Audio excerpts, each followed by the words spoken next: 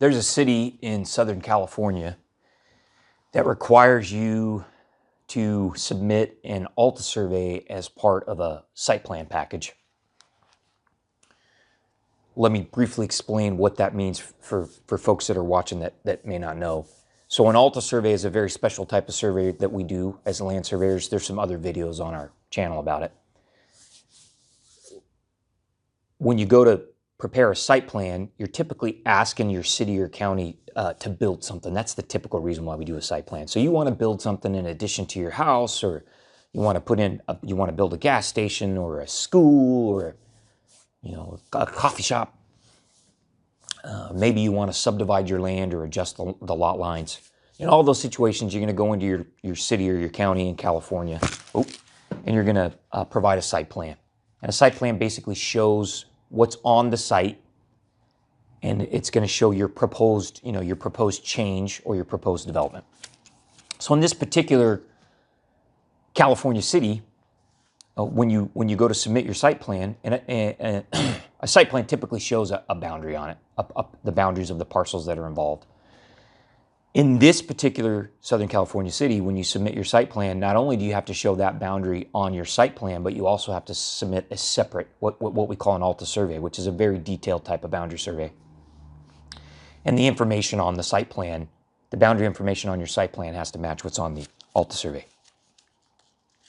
Now, my professional opinion, that is a huge mistake. So that city government should not be doing that. It's a horrible idea for a few different reasons. And we can learn something from that, and that's why I wanted to talk about it on our video today. So,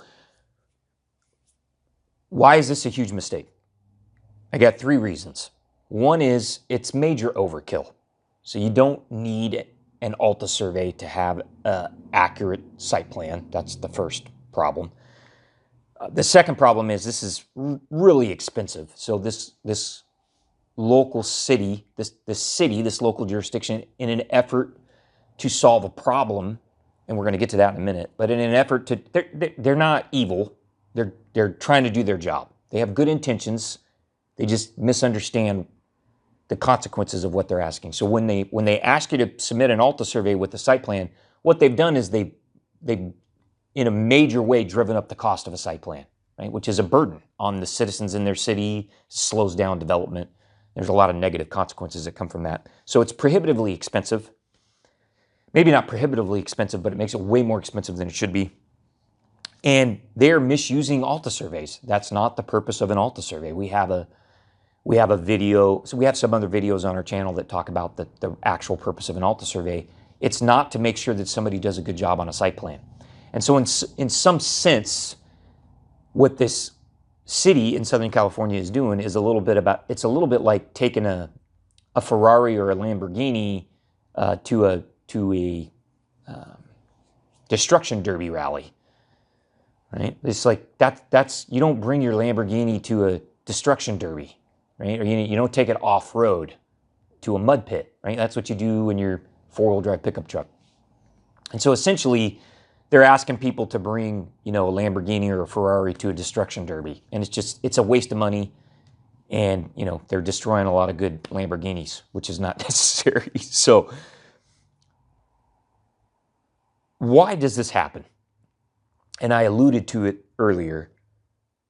That the local agency, the city, is doing this because they think by asking for an ALTA survey, they're going to force the consultants who are preparing the site plan to do a good job with the boundary resolution on the site plan. In other words, now I haven't talked to the folks at this city, but I imagine if I interviewed them, what they would tell you is they were tired of getting site plans that had either no boundary information or parcel boundary information that was taken off a tax assessor map, or boundary information that was taken off of a survey that was done with what we call 2 monument tango. It had caused problems in the city, and it can. Those kinds of site plans can cause problems. And so the city got tired of it, and they said, you know what, we're not going to fight with people anymore. We're just going to make you bring in an ALTA survey when you do a site plan. So I think this requirement was motivated for good reasons, and the folks at this city were trying to do the right thing. But it was a horrible idea. Like I said, it was a mistake. And here's in essence, if you boil it down, why this was a mistake. Requiring an ALTA survey has zero impact on the quality of the boundary resolution that is on the accompanying site plan. And why can I say that? Well, I can say that because 80 to 90% of the ALTA surveys that we do in California also have low quality boundary resolutions. In other words, they're garbage ALTA surveys. It's one of the reasons why it's really hard to make a living as an honest boundary surveyor in California. So just requiring an ALTA survey is no guarantee of quality. So if that's true, why is there this misunderstanding? Why do these folks at this building department or this planning department or public works department think that ALTA survey equals quality? Well, they're doing that because the ALTA survey has a specification, and so that makes them feel good, like, hey, there's a specification here that's going to tell people how they have to do this, do a good job. And the surveyor has to certify the ALTA survey. So when you prepare an ALTA survey as a land surveyor, there's a specific certification you have to use. You got to sign it, seal it. And so in somebody's mind, or in several people's minds at the city, they thought, well, this is great. There's a specification here the surveyors have to meet, and then they're going to have to sign and certify it. And so that's going to mean they're going to do a good job. And that's just not true. Surveyors certify horrible surveys all the time, and they don't understand or follow the ALTA survey spec. Not only that, but the ALTA survey spec is not perfect, and it has gray areas and missing parts. So this is just not the ideal solution probably that the city thought it would be. Okay, so what are the lessons for us as land surveyors and commercial real estate professionals? What does this teach us? Don't ask for an ALTA survey because you want a good job on a boundary survey, on a boundary resolution. Those two things are not equal. ALTA survey does not equal good job on a boundary resolution. And I deal with this misconception in the real estate industry and in the infrastructure industry over and over and over again. People think if they ask for an ALTA survey, they're going to get a top-notch product. That is not true. It is not true. It is not true. It is not true. So is there a better way to ensure that a quality boundary resolution is performed either on a site plan or on a different type of survey? Yes, I think there are better ways to do this. So I'm going to give you 3 other things you can do that I think are more effective to ensure that a proper boundary resolution is being done. Now, before I give you that list of 3, I just want to take a little break here, a little side note. I'm not attacking the folks at this city. I think they're trying to do a good job. They just misunderstood. This isn't really their fault.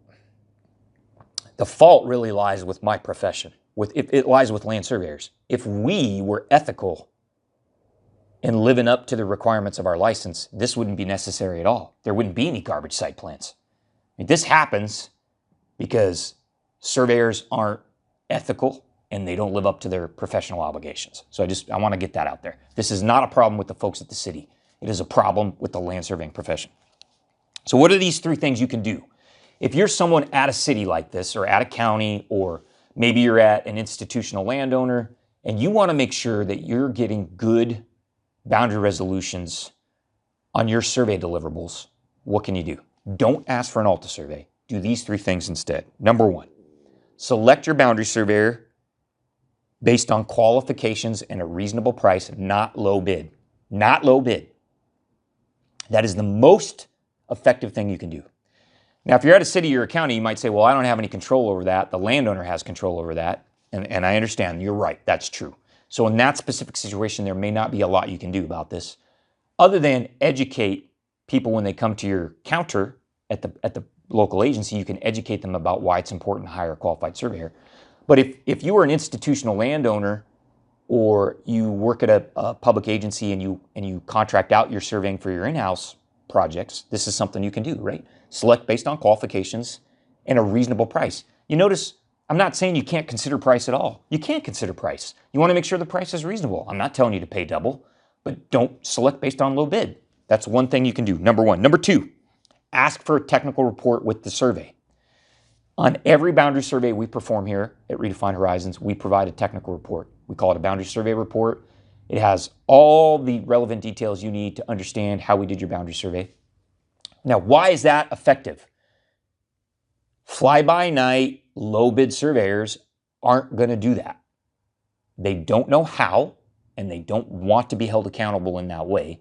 If you require that, a lot of those fly-by-night surveyors aren't even going to engage on that particular project because they know that requirement is there and they don't want to deal with it. I would much rather see the city in Southern California require a boundary survey report with a site plan submittal than an ALTA survey, because I think it would be more effective. And then finally, number 3, get a peer review. Require a peer review as part of your boundary survey process by another licensed land surveyor. That is a fantastic way to address potential issues. I think it's much more effective than an ALTA survey. Now, I know some of you are out there thinking, well, you can't ever get 2 surveyors to agree on anything. That's true, but I will tell you, as a good land surveyor, I appreciate a thorough peer review. I appreciate a good peer review. I feel like I always end up with a better deliverable when I go through a good peer review, whether I agree with all the comments from the peer review or not, and I almost never do. But a lot of times I agree with 75% or 90%, and I end up with a better product. So what this city could do is they could say, hey, if you're going to submit a site plan, you have to also submit a peer review, and we want a letter or a brief report from the surveyor that did the peer review. And they could say, look, it can't be a surveyor at the same organization. It's got to be an independent peer review. That might cost, let's just say that costs $1,200 or $1,500 or $2,000. It's still way cheaper than an ALTA survey, right? And I think you're going to be more effective at accomplishing the ultimate goal that the city has here, which is to get a good boundary resolution on the site plan. So I want to talk about this more in some future episodes. I want to talk about how can you ensure that you're getting a good boundary resolution on your survey deliverables, what needs to be included in the kind of technical report that I talked about, what needs to be done during a peer review, like we talked about, because I think this is a huge issue that needs attention. And so we'll turn this into a little video series and we'll talk some more about it. If you are at an institutional landowner or government agency and you think I've hit the nail on the head, like this is a sore spot and you need to do some things differently, I encourage you to reach out to me, landon.blake@redefinehorizons.com. Reach out to my team. We're on the web. And we can work with you to come up with an effective program to ensure that you're getting good boundary resolutions instead of just asking for an ALTA survey, which is a horrible idea.